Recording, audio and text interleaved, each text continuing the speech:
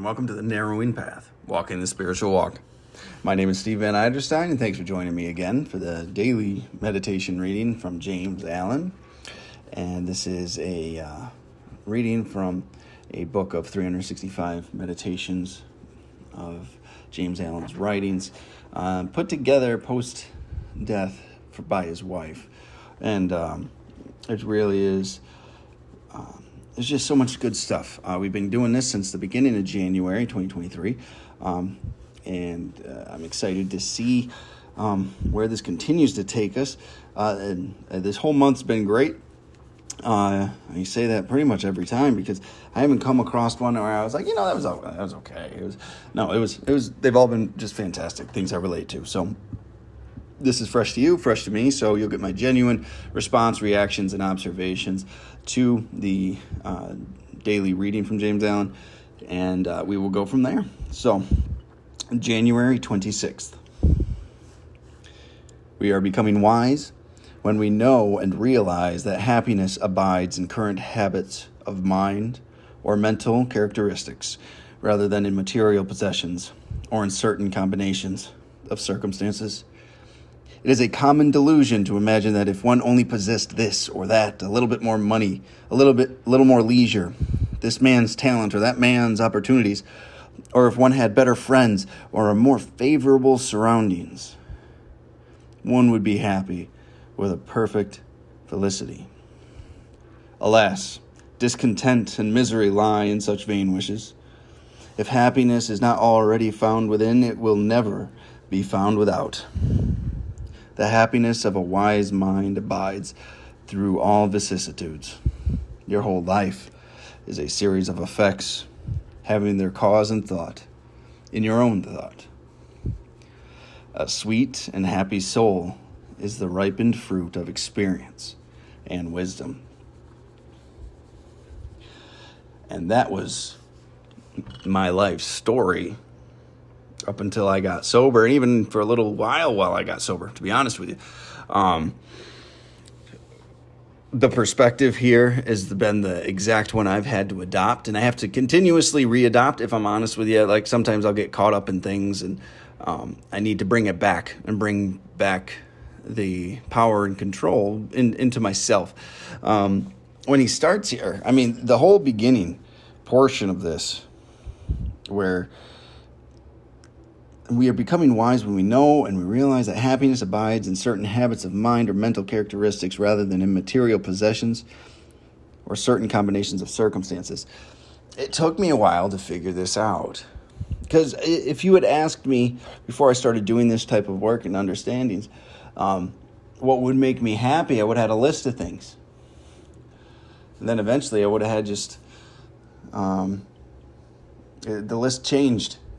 And it turned into things like people just left me alone, if people just let me do what I wanted to do, if people just let me exist how I wanted to exist, and just numb myself out to the bitter end. But there was a time where I thought if I made more money, I'd be happy. If I had this girlfriend, I'd be happy. If I had this car, I'd be happy. If I had this house or that person's lifestyle, or if I was able to be the lead singer of a rock band, or a business executive of a certain caliber, or a person with a certain intellect or intelligence level. I was always looking external to myself for things that I thought if I could have, I would be happy, because what I saw in these people's faces was what I thought I wanted. It's taken me a while to realize this, that many of those people actually don't have true happiness, and they still pursue it through material possessions or life circumstances. And the ones that are happy, it's not dependent on that car. It's not dependent on that family in the sense of, like, look how good my family looks. It's not dependent on that job title.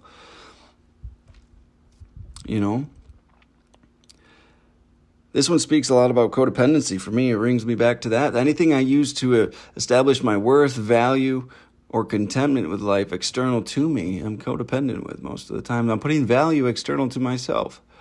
I'm leaving my value or my happiness or my way of life contingent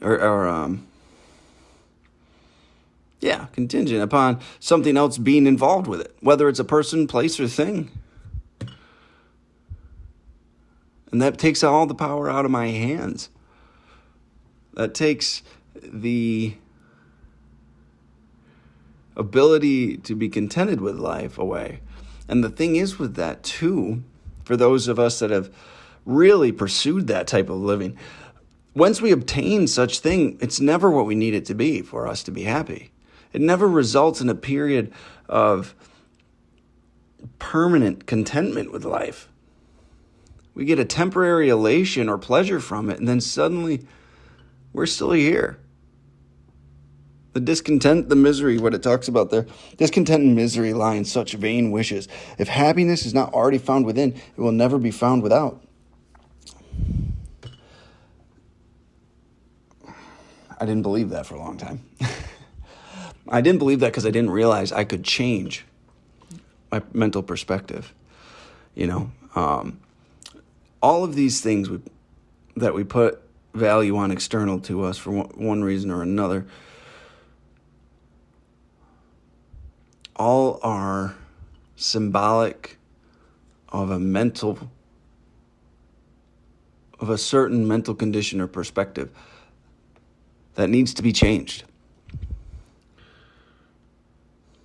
A lot of what I've noticed is people that are genuinely happy from internally and on their own seem to be able to accumulate these things that I thought made them happy. It's not that I'm miserable. They were miserable. They got these things and they were then happy or secure or felt loved. They felt happy. They felt secure. They felt loved. And then some of these things got brought into their lives.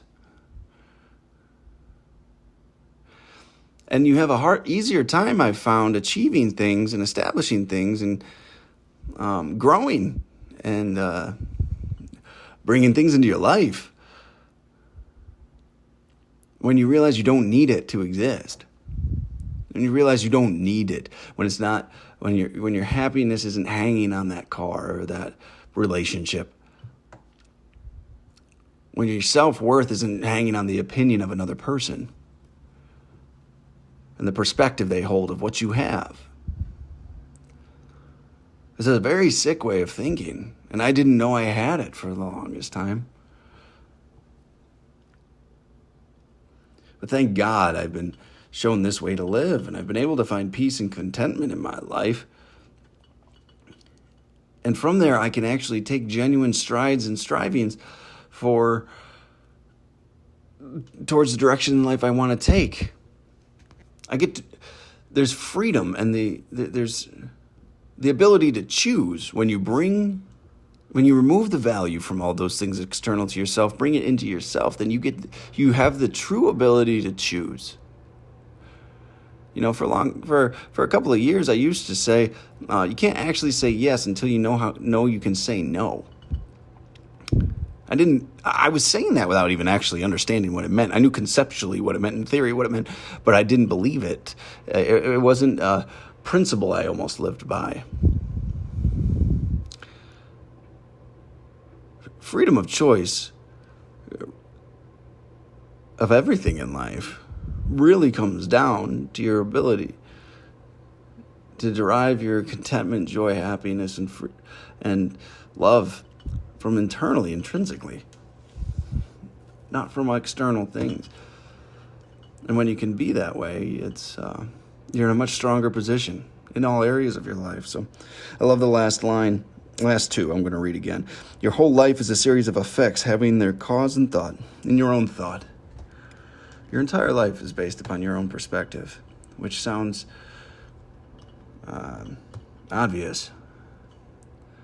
But when you realize life might be different, external to your own perspective, you have the ability to grow. And then a sweet and happy soul is the ripened fruit of experience and wisdom.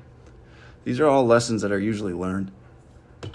When you learn them, how you learn them, how resistant you are to learning them is the reality of the situation. Is up to you and the course your life takes. But A sweet and happy soul is the ripened fruit of experience and wisdom. That's the only way I've learned it. Experience, and then learning from those experiences, which is that wisdom we talk about. So, fantastic reading. I've gone long again. Thank you all for joining me for January 26th reading. And I just appreciate all the listeners. And I will look forward to posting again tomorrow on January 27th. So until next time, thanks.